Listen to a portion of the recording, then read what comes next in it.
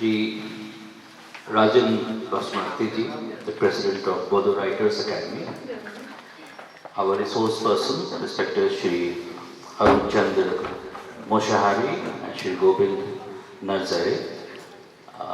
Please don't mind my pronunciation of the names. And 50 translators, the eminent as well as the young translators who have gathered here for this workshop. And I'm told that 10 of them are ladies, which is a very good indication of the intellectual activity and the participation of the ladies in the general curative works at this place, who I am told have come from different places in Assam, and some of them have come from far-flung places, Guwahati, Golaghat, Kokrajhar, Bijni, Chirang, Dudhirnoi, Damdama, and I'm told that we have a good representation from the media. My colleague from the editorial department, editor of Assamese language and also in charge of Bodo and other northeastern languages, who has been, I would say, made a seminal contribution to the projection of not only Assamese language and literature but also Bodo language and literature, besides other languages that we publish in the northeast. Shri Anuj Bharti ji, our Assistant Director of Production, our colleague Sri Satish Kumar. It is indeed a great pleasure and privilege to be here and to be participating in this event. And for me, it is a kind of a special connection, because I think Rajanji was also talking about it yesterday, that the day I took over as the chief editor, the 1st March this year itself, the first delegation which I met was of Bodo Writers Academy. And there itself, we discussed the possibility of organizing this kind of translation workshop. Earlier also, 2 workshops have been organized, first in 2016, but this time I think our objectives and our I would say target is more ambitious, participation is much larger, and I believe that after this translation workshop, there would be a kind of a genuine and a very long-term impact. Once the famous American poet and critic Ezra Pound said that the age of great literature is actually the age of great translations. All of us who have been exposed to literary trends and literature, we can easily relate with it. In fact, the entire Renaissance period is supposed to be all about revival of interest and all about translations from Greek literature and classical literature. So, translation can do wonders. It has created a kind of a civilizational impact which sometimes you do not realize. You might have heard about Dara Shikoh. In the early 17th century, he was a great lover of literature. He was a scholar. He was a scholar of Sanskrit, he was a scholar of Persian, Arabic, and he also initiated translations of Upanishads into Persian. And if you trace this, it is not only that he translated and, it's a kind of an achievement in itself, yes. But that Persian text, through Middle East, it traveled to Europe. And from Persian, it was translated into Latin. And this took almost 200 years. On the basis of that Latin translations, which came into the hands of Schopenhauer and Max Muller, that they considered Upanishads as one of the greatest works of human civilization. So you can understand the kind of civilizational impact translations can create. Of course, nowadays that particular translation which was done from Sanskrit to Persian, the Sanskrit to Persian translation is supposed to be a good one, but the person who translated, I am forgetting his name, some Italian person, Oppenheim or something. So his translation from Persian to Latin is now, the scholars find a lot of issues, a lot of translation issues there. But I think at that particular point of time he had done his job.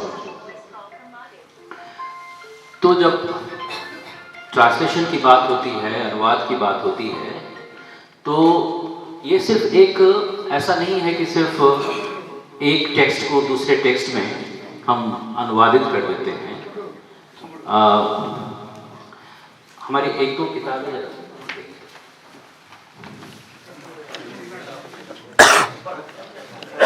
इसमें आप देखिए कि हमारे देश के विभिन्न भाषाओं में, हिंदी में, अंग्रेजी में और बांग्ला में जो किताबें बनी हैं और जो इलस्ट्रेटर्स हैं जिन्होंने ट्रांसलेट किया है, आज वो किताबें जब बोडो में ट्रांसलेट होंगी, बनेंगी, तो कहानी तो खैर अनुवाद हो ही जाएगी और कई कहानी तो यूनिवर्सल होती हैं, उनके अपील भी यूनिवर्सल होते हैं। लेकिन आप देखिए कि जैसे कि ये अब महेंद्र पाल काम्बोज, अब ये लेखक हैं, हिंदी के लेखक हैं, आपको इसके बारे में जानकारी नहीं है, लेकिन जब बोडो में आप महेंद्र पाल काम्बोज को ट्रांसलेट कर देंगे और मोहित सुनेजा का भी नाम बोडो में आ जाएगा, तो एक wide introduction of writers and illustrators into Bodo society is happening. उसके साथ ही साथ चूंकि चिल्ड्रंस बुक की बात है, तो इसमें जो इलस्ट्रेशंस होते हैं, ये जो इलस्ट्रेशंस हैं, अब जैसे कि जहाँ की भी स्टोरी है, वहाँ का फ्लोरा फौना है, वहाँ के एनिमल्स हैं, उनका भी आप ट्रांसलेशन कर रहे हैं। In the sense translation in the sense उनका आप इंट्रोडक्शन कर रहे हैं, उनका एक कल्चरल कनेक्ट बन रहा है यहाँ के लोकल सोसाइटी से। और एक लॉन्ग टर्म में जो कनेक्शन, जिस कनेक्शन की हम बात करते हैं, क्योंकि हमारा जो मैंडेट है, आपको ये जानकर मैं बताना चाहूँगा कि हम एक कहानी बनाते हैं, छापते हैं और उसी कहानी को विभिन्न भाषाओं में हम ट्रांसलेट करते हैं। तो हम ऐसा क्यों करते हैं?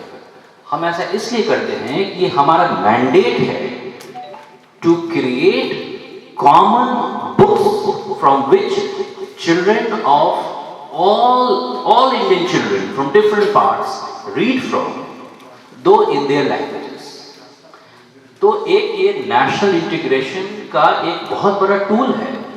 एक कहानी बन गई है, उसको अगर हरे कृष्ण देव सर हिंदी में है या अंग्रेजी में रस्किन बॉन्ड है, उन्होंने वो कहानी लिख दी है, तो वही कहानी को हमारे बच्चे बोडो में भी पढ़ रहे हैं, उसी कहानी को हमारे बच्चे तमिल में भी पढ़ रहे हैं, मलयालम में भी पढ़ रहे हैं। So everybody is getting in a very, I would say, in an unconscious manner, everybody is united, getting interlinked with one another. And that is our job, and that is how we work towards it.